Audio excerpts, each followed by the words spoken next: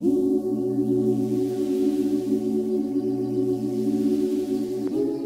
with Ryan Vrede, and the big news, Ryan, this week is really the injury to Malcolm Marx. I mean, massive blow for the Springboks, 6 weeks out. In all likelihood, he's going to miss all of the test matches in June.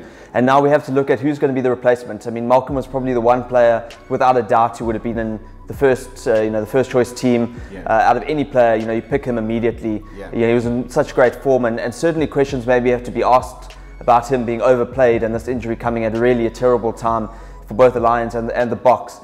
I'm going to just quickly go on who I think should be the guy called up. Quite simply, I think Bismarck was certainly an overseas player that Rassie would have been thinking about. And now for me, it's almost an automatic selection, purely because it's a like-for-like replacement. You've got a guy who will come in with experience, very good at the breakdown and a ball carrier. So it's a little bit less disruptive than I think going with another youngster.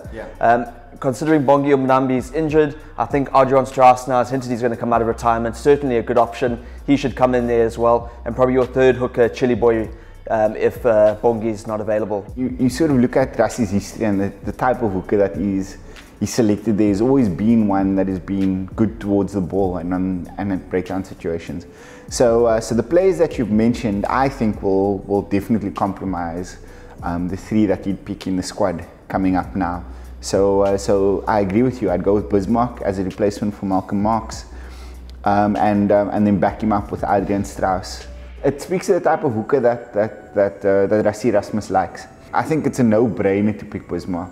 He's been playing well, as all of the same technical skills that Malcolm Marx has, but with the added benefit of having played test matches for the duration of his career. So he brings with him the temperament and the experience needed to replace a great player like Marx. I think the only other alternative, if they're mixing up in terms of the pack without Malcolm, and if they don't go with Bismarck, maybe then it increases the probability of Dwayne Vermeulen returning, purely because he can come in at 8 or 7 and be the guy who plays to the ball and that extra ball carrier in the pack. Then you can go with a hooker who's not necessarily got those strengths at the top of his list. Right, but again, Rassie has never picked a combination like that. Like generally, he's picked his 2 and his 6 have been very, very competent fetches. And so I don't see him going with a combination like that. And his loose trio has generally been, 2 bigger guys, ball carriers at 7 and 8. He may go that route. I don't know. Maybe he feels like the game has evolved, and that you can get away with a combination like the one you just described now. I certainly like the combinations that Rassie has generally gone with, and I don't think he'd move too far away from that. I'll just chuck in one other name, Bolter Acker van der Merwe from the Sharks. He's really, suddenly appeared, plays that kind of busy role. Maybe a bit of a bolter, but certainly a guy that could also come into the record. Yeah, a good player. I don't think they'll go that route though. I think they'll probably look at the experience of Chili Boy maybe. Looking to come in there. Also, SARu has just hailed the strategic transformation plan as being a great success. So we can't speak about any of these types of selections without having one eye on that context. And I don't think Chili Boy's had a particularly outstanding season. I don't think he's had a particularly bad season. But I think in the context of the kind of the environment that we're selecting in, Chili Boy is probably the third hooker in that side. Before we get too caught up with that, looking at predictions, 3 big games this weekend with South African teams. Obviously, Lions, Highlanders being one to look out for. The Lions clearly missed Marx, as we've spoken of how important he is. It's key or clear that they battle when he's not in that pack. I think it's going to make it a very difficult contest for them with the Highlanders coming back from South Africa, where they just got pumped by the Sharks. But something in my gut just tells me the Lions are going to raise the game for this one. Simply because I look at the SA Conference, their lead now that was so comfortable a few weeks ago, suddenly diminishing. I think they might just have it in them to kind of put in that performance that they haven't over the last couple of weeks. I think with that pressure and that extra desperation coming up against a team that's just travelled back, I think they might edge at 5-10. It's probably against the grain of most. Yeah, I'm going the other route, Craig. I think Marx is such a critical player in the context of their game plan overall, and then also in the context of the side having not incredible amounts of experience. that if I'm sitting next to a Malcolm Marx in the change room, it does something for me. And conversely, the absence of Marx has an impact psychologically on me if I'm not sitting next to a player of that caliber in the change room. I think they've been on a steady decline. They've played well in patches, but I don't think they can replicate that across 80 minutes to beat the Highlanders on this weekend.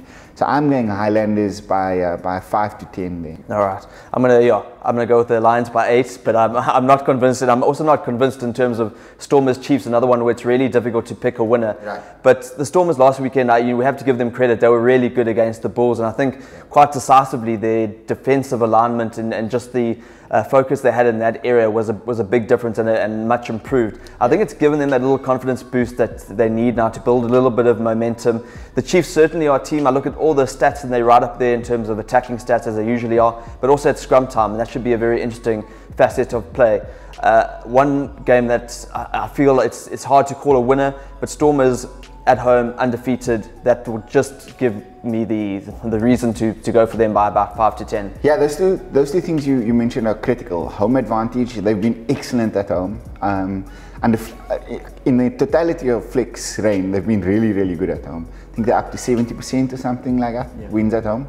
Defensively, I saw really good signs that's been building for a couple of weeks now. But you and I both know that was the Achilles heel in the early part of the tournament, where they were leaking tries. And that, remember, used to be a defining quality of the Stormers teams, especially under Rassie. We were speaking about Rassie earlier on. Defining quality of the Stormers teams was how defensively solid they were.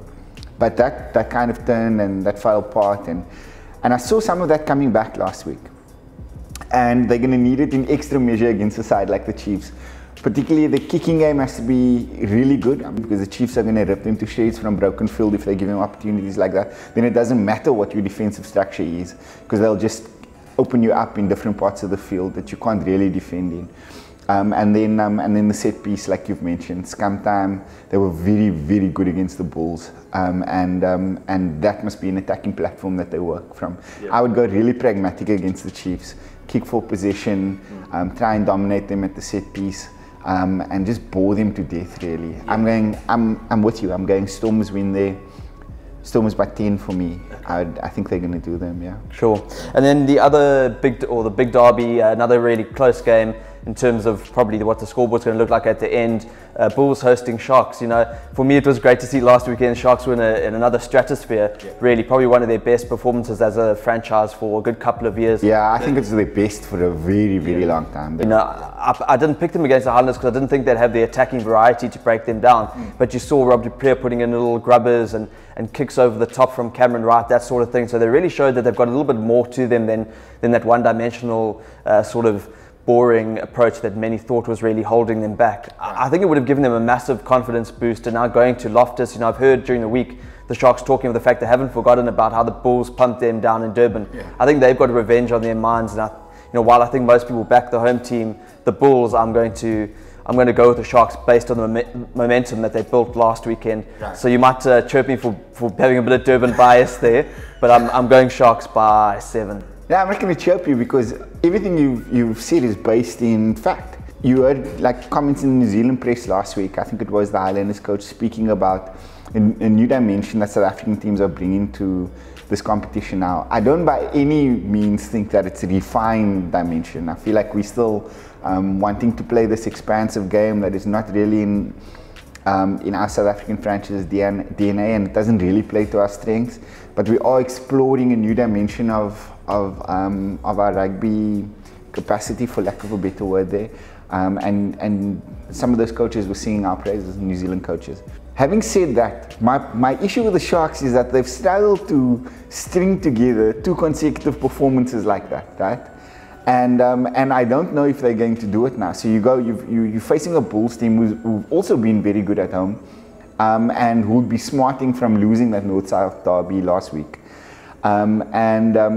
And you combine that with the Sharks' inconsistency. I think the kind of makeup of their team, the Sharks that is to put together performances like that as a once-off. I don't think they yet have the experience or the tactical to replicate a performance like that. I'm going with the Bulls at home. I think it's going to be a close one. So I'm going like 3-5. It's going to be a really tight one. But I am going with the Bulls for this one. Well, a couple of disagreements there, but thanks, Ryan. We'll see how it goes. And guys, please let us know in the comments who you think the Boks should back at hooker in June.